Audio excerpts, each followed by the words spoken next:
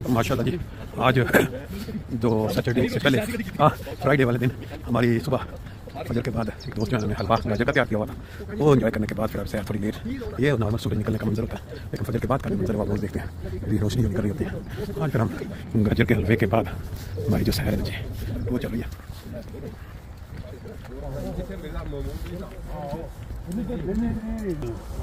छोटा जी आप टारे को ना रखे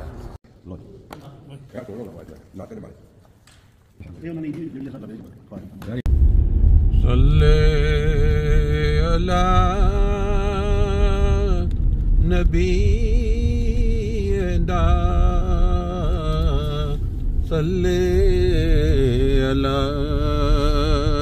मुहम्मदिन सल्ले अला हबीबना सल्ले अला मुहम्मदिन।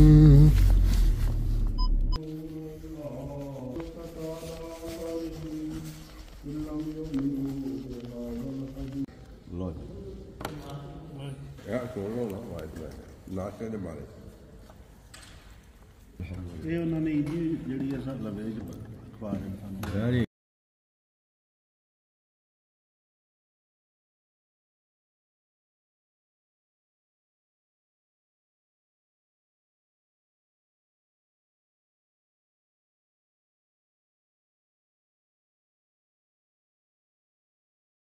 माशाल्लाह जी,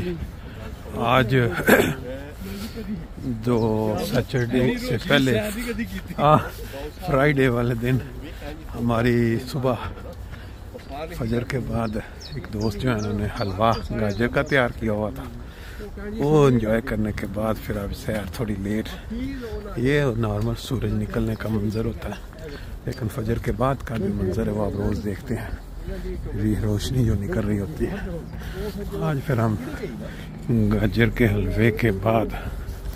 हमारी जो सैर है ना जी वो चल रही है।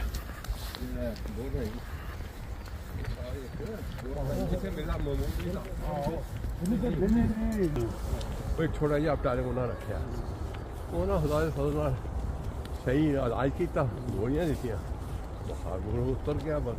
चाहिए 2-3 महीने ना दवाई खानी। मुहीदुद्दीन साहब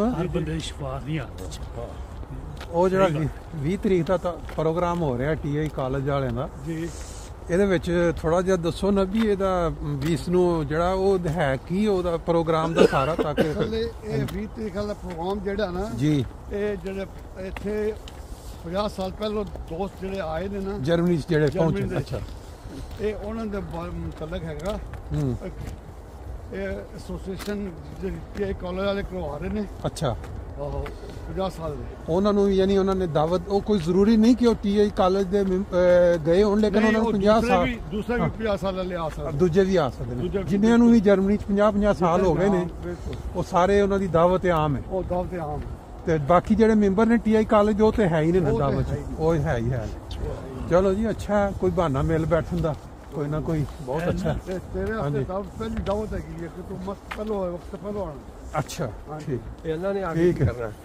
लो जी, इन्होंने आके सारा मैं वही करना जो हुण करन दे नहीं इन्हां तुहाडे को वखा रिहा मैं वही ते कहण दिया जो करन दे वही करना उत्थे होर असीं की करना नहीं पहलों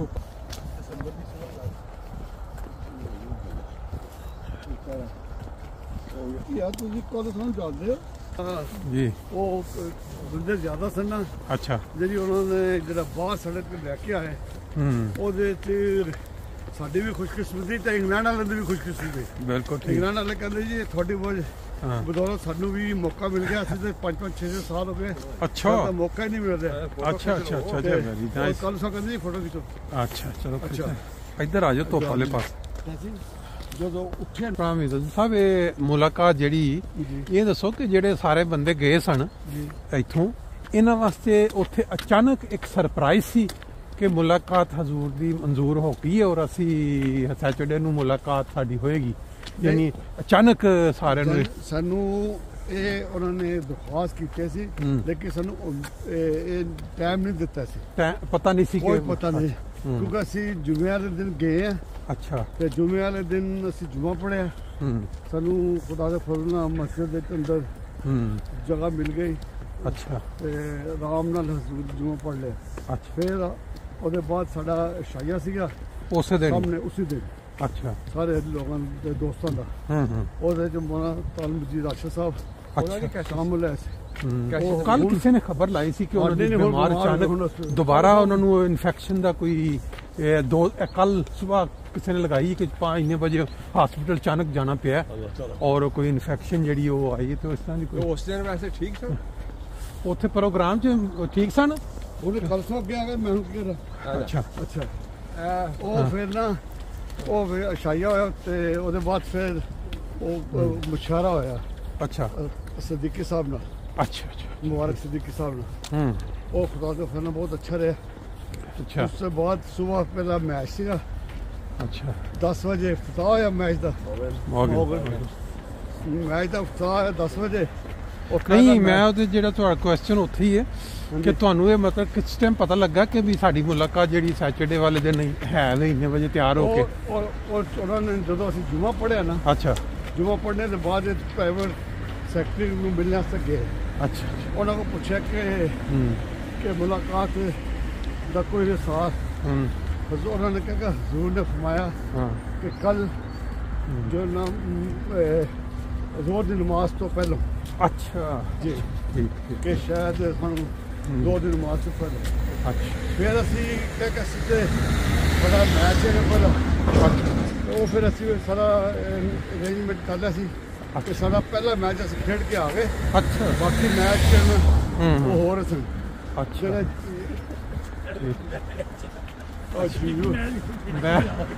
ਅੱਛਾ ਨਹੀਂ ਸੁਣੋ ਮੁਲਾਕਾਤ ਵਾਸਤੇ ਨਹੀਂ ਸੁਣੋ ਨਾ ਸਾਡਾ ਪ੍ਰੋਗਰਾਮ ਨਹੀਂ ਉਹਨਾਂ ਨੇ ਪ੍ਰੋਗਰਾਮ ਅਰੇਂਜ ਕੀਤਾ ਇੰਗਲੈਂਡ ਵਾਲੇ ਨੇ ਕਿ ਉਹਨਾਂ ਨੇ ਪਹਿਲਾ ਮੈਚ ਸਾਡਾ ਖਿਲਵਾ ਕੇ ਇੰਗਲੈਂਡ ਦੀ ਅੱਛਾ ਮੈਚ ਤੁਹਾਡਾ ਉੱਥੇ ਹੀ ਹੋਇਆ ਮਸਰੂਰ ਮਸਰੂਰ ਹਲਕੇ ਅੱਛਾ ਬੈਤੁਲ ਫਤੂਹ ਤੋਂ ਤੁਸੀਂ ਮੈਚ ਖੇਲ ਕੇ ਨਿਕਲੇ ਬੈਤੁਲ ਫਤੂਹ ਤੋਂ ਅਸੀਂ 10 ਵਜੇ ਮੈਚ ਖੇਡਿਆ ਅੱਛਾ 10 ਵਜੇ ਤੋਂ ਮੈਂ ਕਹਿੰਦਾ ਤਕਰੀਬਨ ਅਸੀਂ 35 ਮਿੰਟ ਤੱਕ ਖੇਡਦੇ ਰਹੇ 35 ਮਿੰਟ ਅਸੀਂ ਗੇਮ ਖੇਡੀ ਉਹਦੇ ਬਾਅਦ ਪੌਣੇ 11 ਵਜੇ ਤੁਸੀਂ ਉਹ ਦੱਸੋ ਉਹ 11 ਵਜੇ ਅਸੀਂ ਜਾ ਕੇ ਨਹਾਇਆ ਦੋ ਕੱਪੜੇ ਸ਼ਪੜੇ ਬਦਲੇ ਜਿਹੜਾ ਤੁਸੀਂ ਇਹ ਦੱਸੋ ਕਿ ਤੁਸੀਂ ਤੁਹਾਨੂੰ ਜਦੋਂ ਪਤਾ ਲੱਗ ਗਿਆ ਕਿ ਤੁਸੀਂ ਦਵਾਈਆਂ ਭੁੱਲ ਗਏ ਹੋ ਘਰ ਇਹ ਲੋਕਾਂ ਦੇ ਵਾਸਤੇ ਸਬਕ ਦੱਸੋ ਕਿ ਅਗਰ ਕਿਸੇ ਦਵਾਈ ਲੱਗੀ ਹੈ ਨਾ ਪੱਕੀ ਤੇ ਪਤਾ ਲੱਗ ਜੇ ਜਾਣ ਤੋਂ ਪਹਿਲਾਂ तो कदे भी ਉਹਨੂੰ ਲੈ ਬਗੈਰ ਨਾ ਜਾਓ ਇਹ ਸਬਕ ਦੱਸ ਹੋਣਾ ਚਾਹੀਦਾ ਕਿ ਆਪਣੀ ਦਵਾਈਆਂ ਦਾ ਬਿਲਕੁਲ ਇੰਤਜ਼ਾਮ ਕਰਕੇ ਜਾਣ ਨਹੀਂ ਤੇ ਲੇਕਿਨ ਮੇਰੀ ਬਦਕਿਸਮਤੀ ਹੈ ਕਿ ਮੈਂ ਆਪਣੇ ਲੋਕ ਬੜੀ ਇhtiyat